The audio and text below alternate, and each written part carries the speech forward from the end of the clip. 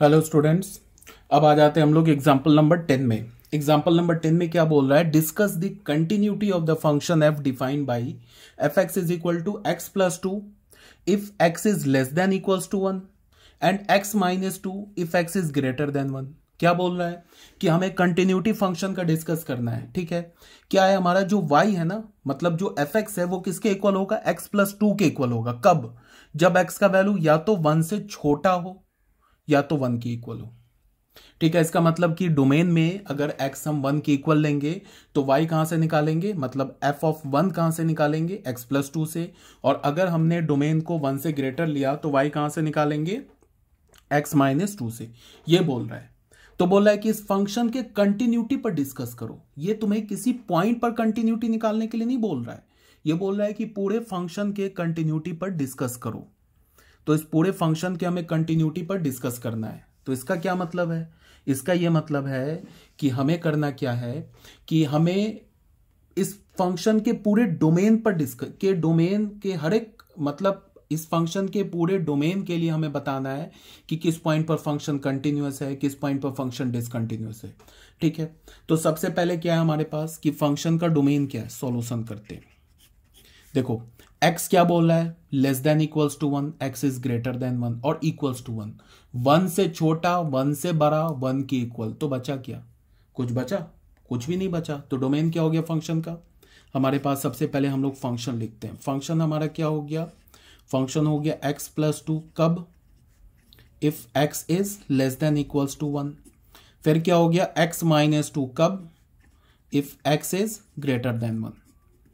अगर हम फंक्शन के डोमेन की बात करें, डोमेन ऑफ द फंक्शन, तो 1 से छोटा, अगर मैं बोलूं ये 1 है तो 1 के इक्वल, 1 से छोटा सारे रियल नंबर ले लो, 1 से बड़े सारे रियल नंबर ले लो, तो कुछ बचा? कुछ बचा ही नहीं।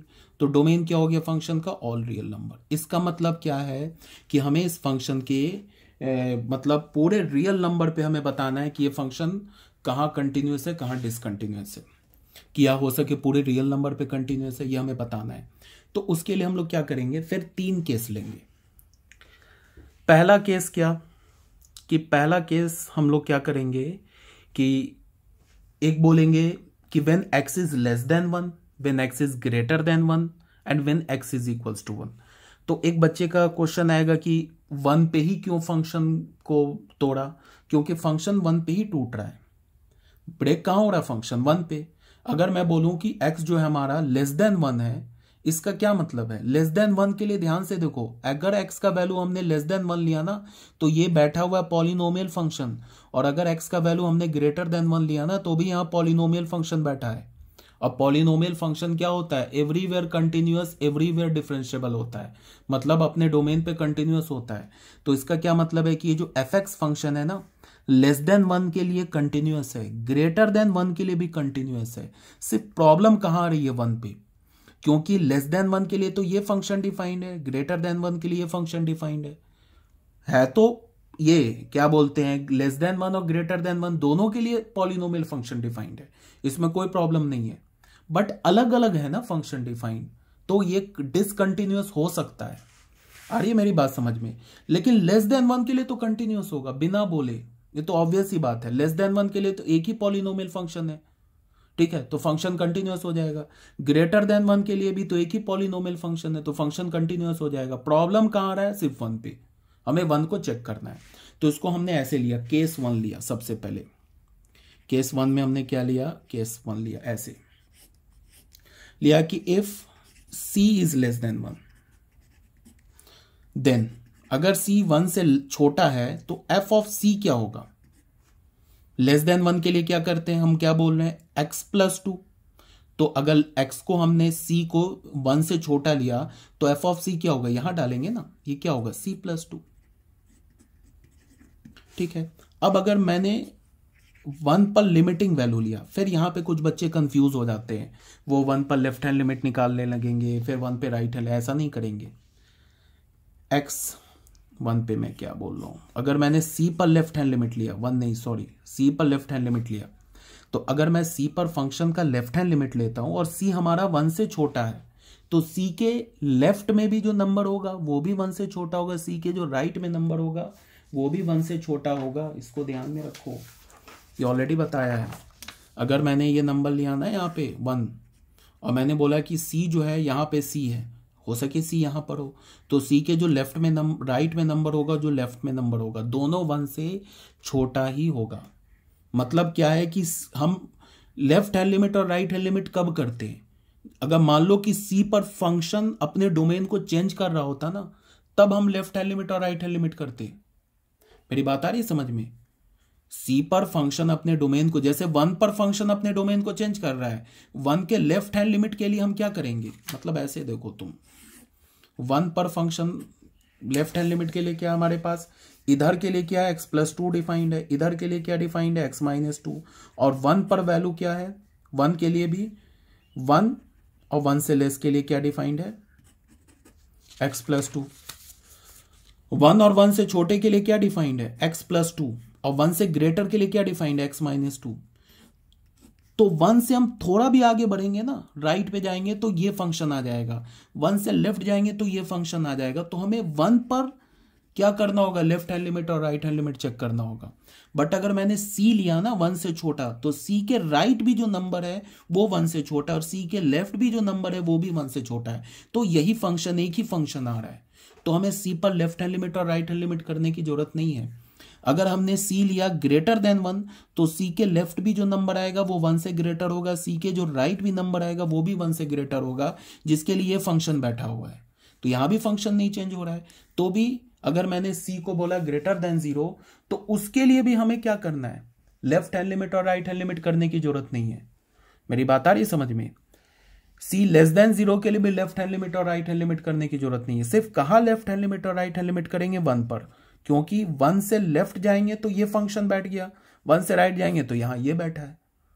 समझ में आ रही है बात? अगर तब भी तुम c पर लेफ्ट हैंड लिमिट और राइट हैंड लिमिट निकालना चाहते हो तो निकाल लो, गलत नहीं होगा, कैलकुलेशन बढ़ जाएगा।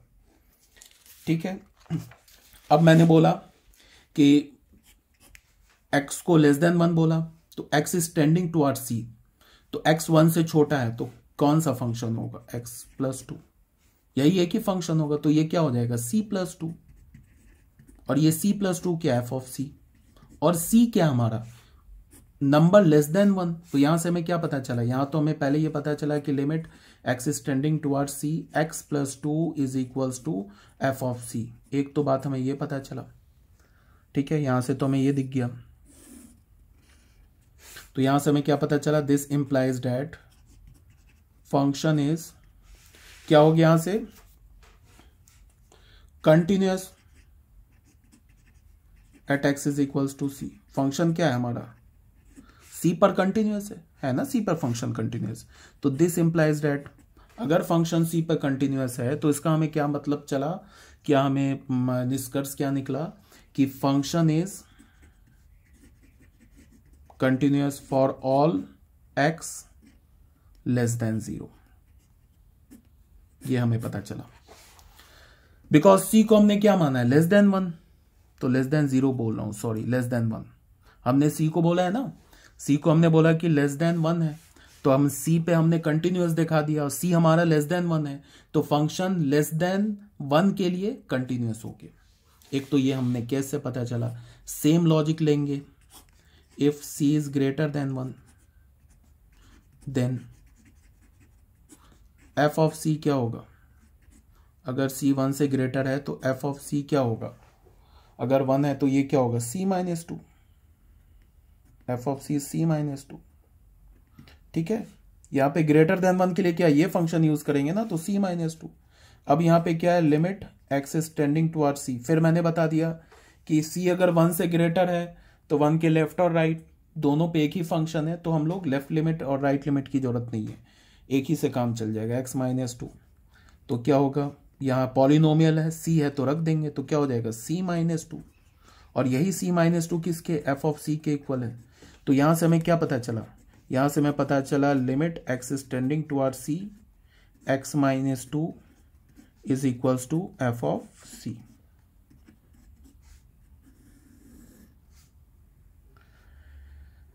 या फिर f ऑफ c, ठीक है।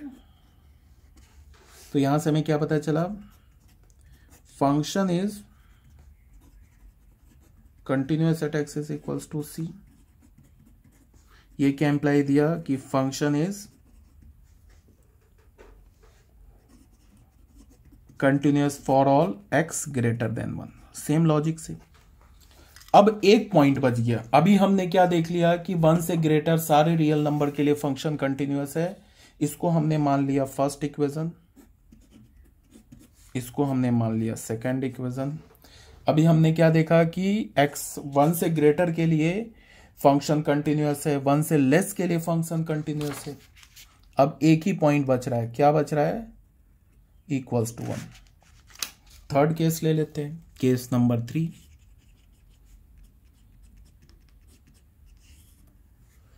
When c is equals to 1। अब यहां पे क्या मैंने बोला कि c के 1 के लेफ्ट हैंड साइड क्या मिल रहा हमें?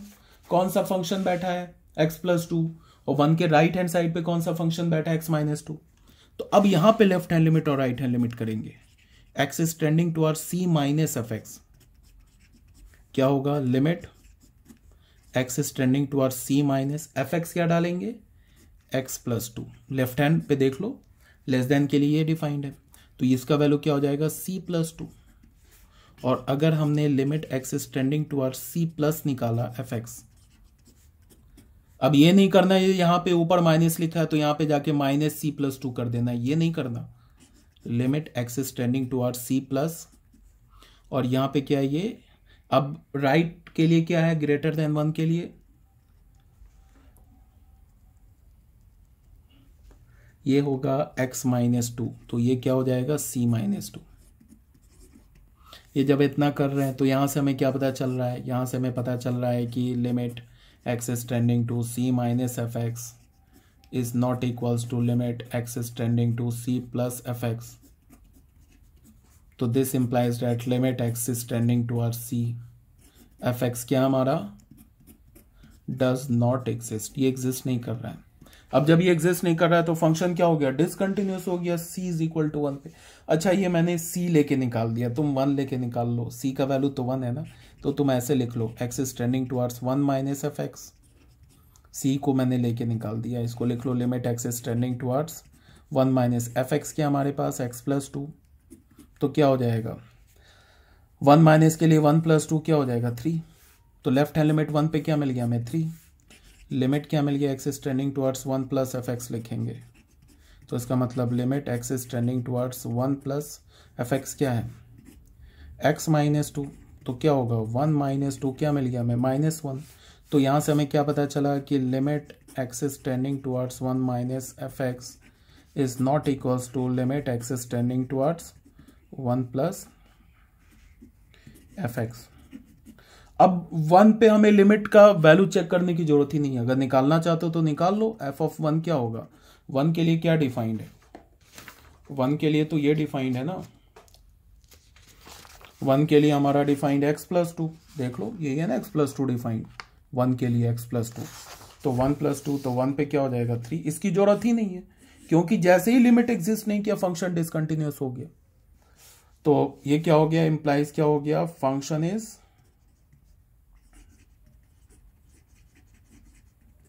discontinuous at x is equals to 1। तो from 1, 2 and 3, 1, 2 और 3 से हमें क्या कंक्लूजन मिला? 1 से हमें क्या कंक्लूजन मिला? कि जो फंक्शन है लेस देन 1 के लिए कंटिन्यूअस है।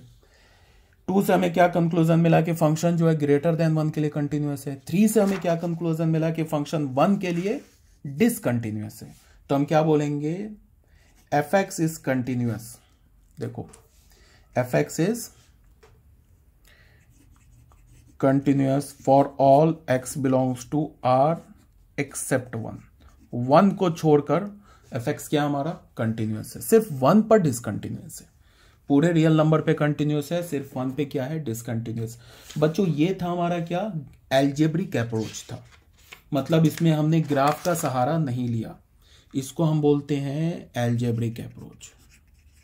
एग्जाम में तुम्हें ऐसे ही करना है। अगर तुम्हें दिख जाए ना कि हम किसी फंक्शन का ग्राफ बना सकते हैं, तो भले ही एग्जाम तुम्हें हो तो एग्जाम में तुम अलजेब्रा की हेल्प से इतने सारा कैलकुलेशन करो और दिखाओ, बट अगर ग्राफ बना सकते हो तो ग्राफ एक बार बना लेना, उससे तुरंत चेक हो जाता है कि हमने जो आंसर किया वो सही है या गलत है, अगर तुमने ग्राफ ड्रॉ कर लिया तो। अब देखो ये फंक्शन क्या है, हम लोग दूसरा जो लेंगे 16-17 पेज, ग्राफिकल अप्रोच, जो हमारा है ग्राफिकल।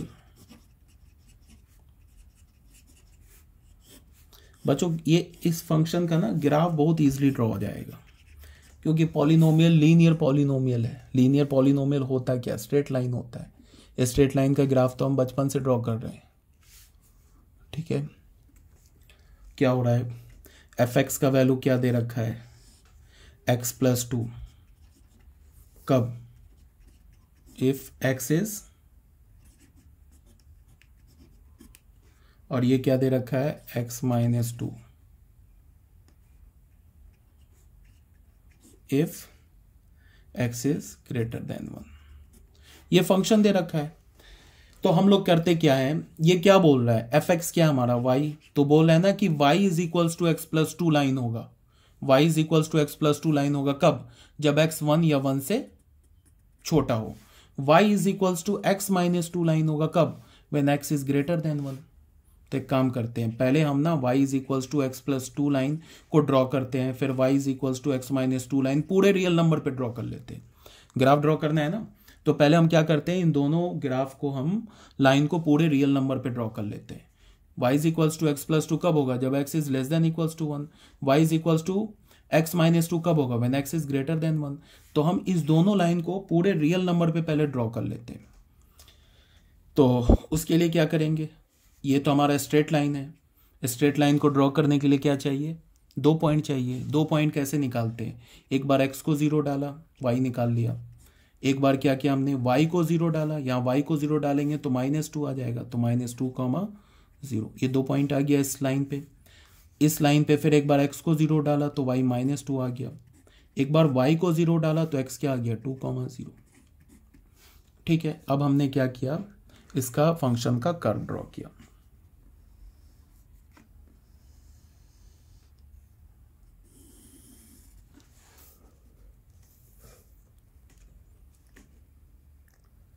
ठीक है, तो 0, 2, -2, 0, तो -2, 0 कुछ यहाँ पे होगा, 0, 2 कुछ यहाँ पे होगा, तो कर्व ऐसे जाएगा ये। अभी हमने ये कोई रिस्ट्रिक्शन नहीं लिया, हमने सीधे इस 2 लाइन को ड्रॉ कर लिया है, कोई रिस्ट्रिक्शन नहीं लिया है, उसके बाद हटा देंगे। अभी देखते चलो हमने क्या किया, ऐसे करके ये लाइन ड्रॉ कर दिया। ये पॉइंट क्या हमारा -2, 0, ये पॉइंट क्या हमारा 0, 2। ये लाइन की इक्वेशन क्या हो गई हमारी, लाइन की इक्वेशन हो गई y is equals to x+2। दूसरा क्या बोल रहा है, 0, -2, 0, -2 कहाँ होगा, यहाँ होगा समथिंग, जितना ये ऊपर है उतना ही यहाँ पे ये नीचे है, यहाँ होगा 0, -2। और 2, 0 कहाँ होगा, 2, 0 जितना ही यहाँ है उतना ही यहाँ पे होगा ये। तो इसका मतलब ये लाइन यहाँ से क्या होगा, पैरेलल हो जाएगा। इसका मतलब ये लाइन जो है ये ऐसे जाएगा पैरेलल।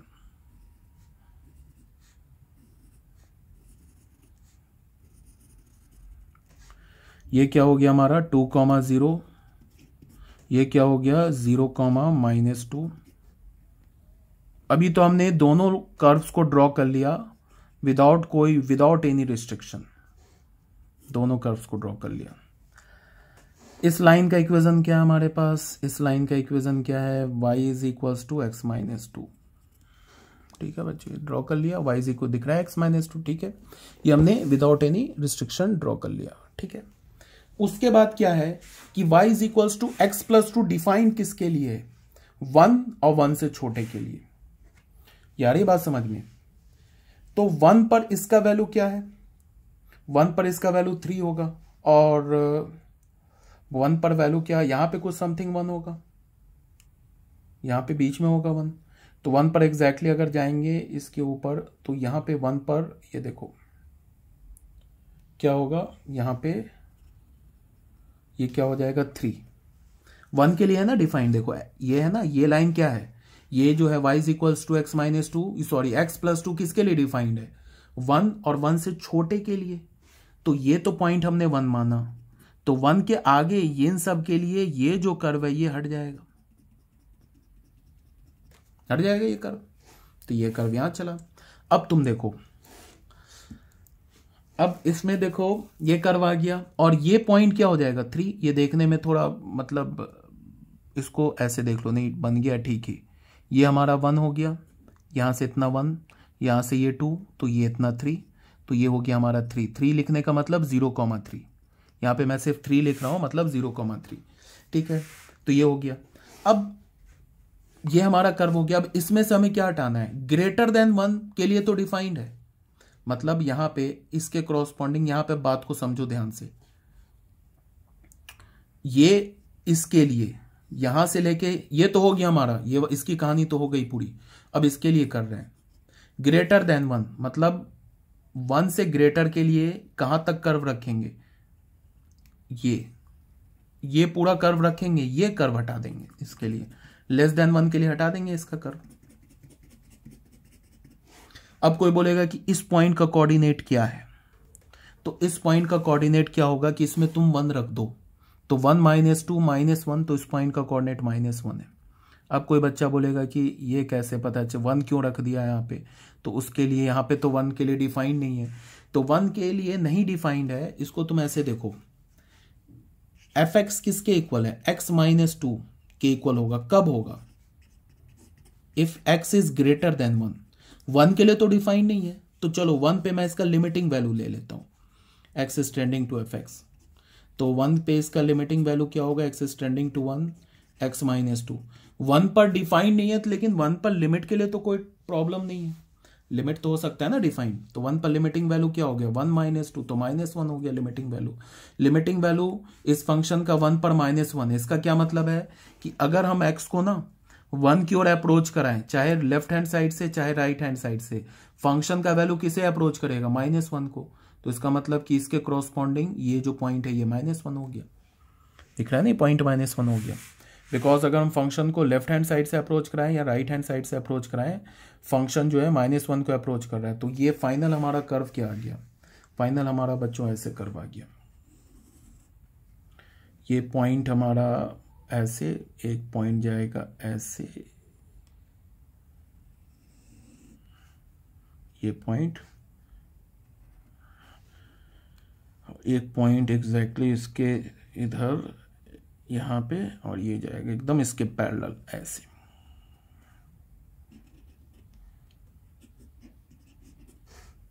ये पॉइंट क्या होगा -2, ये पॉइंट क्या होगा 2 बोलने का मतलब ये 0,2, या -2 बोलने का मतलब -2,0, एग्जैक्टली उसके ऊपर 3 बोलने का मतलब 0,3। ये पॉइंट होगा 1,0, यहां से ये पॉइंट होगा -1 और इस पर होल होगा ऐसे। इस लाइन की इक्वेशन क्या है हमारे पास, इस लाइन की इक्वेशन होगी y is equals to x + 2।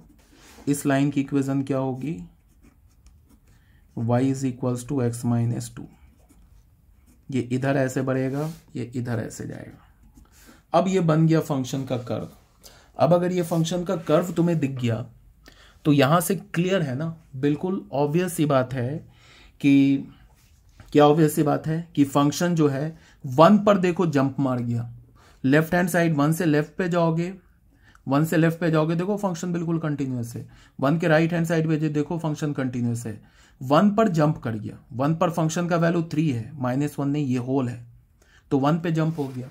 तो अगर तुमने ऐसे ग्राफ ड्रॉ कर लिया तो ग्राफ से तो हमें बिल्कुल दिखने लगता है कि फंक्शन है जो उसका ये क्या होगा, क्या बोलता हूं, कहां पे कंटिन्यूअस होगा कहां पे डिसकंटिन्यूअस होगा, ये तो हमें ग्राफ से ही दिख गया।